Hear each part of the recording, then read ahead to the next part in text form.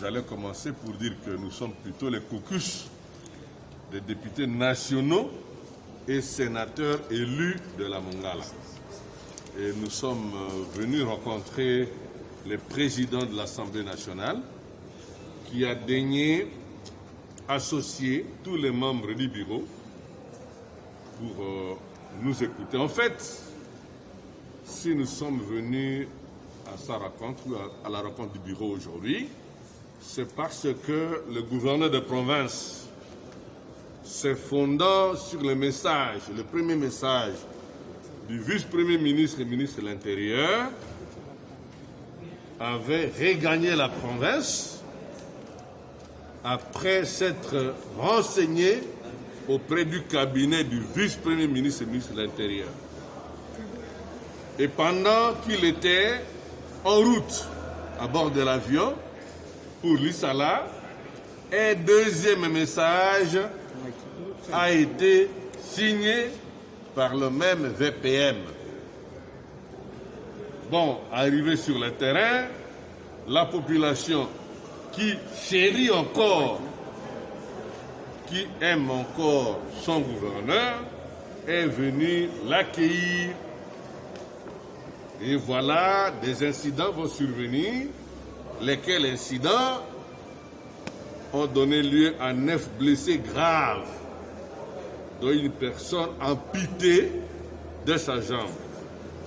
Et puisque le sang a coulé, nous, députés nationaux et sénateurs, nous ne pouvions pas croiser les bras. Nous sommes venus porter cette information au président du bureau qui a associé tous les bureaux. Et nous avons très bien échangé en proposant qu'une enquête parlementaire soit envoyée d'urgence à la Mongala. Et nous avons même ajouté que nous, originaires, nous ne fassions pas partie de cette enquête, pour que l'enquête, les enquêteurs fassent librement leur travail, afin que nous puissions dégager les responsabilités des uns et des autres dans ce qui s'est passé le vendredi à l'Issala, chef-lieu de la Mongala. On reste toujours dans... Que les professionnels, non seulement les professionnels, mais aussi les maisons de presse, ont connu des intrusions de l'autorité locale. Et nous avons également, c'est un sujet très important, parce que la presse, c'est un troisième pouvoir. Et il y a toute une procédure pour arriver à la fermeture des maisons de presse ou pour chasser des journalistes. Et parmi les personnes pourchassées, il y a des journalistes qui ne peuvent pas rester à côté de leurs conjointes, qui sont un peu dans la clandestinité. Pourquoi je cite les conjointes? Vous savez le pourquoi, vous êtes des parents, des pères de famille. Honorable, vous avez parlé de message d'avion. Le deuxième message vient faire exception de la province de la Mongala.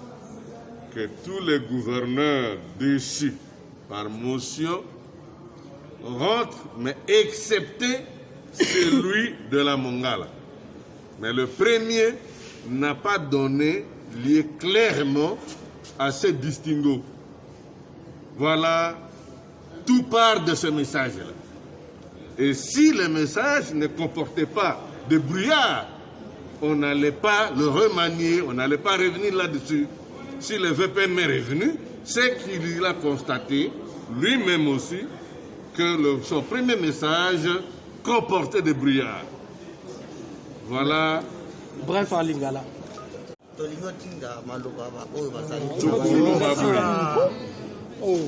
Biso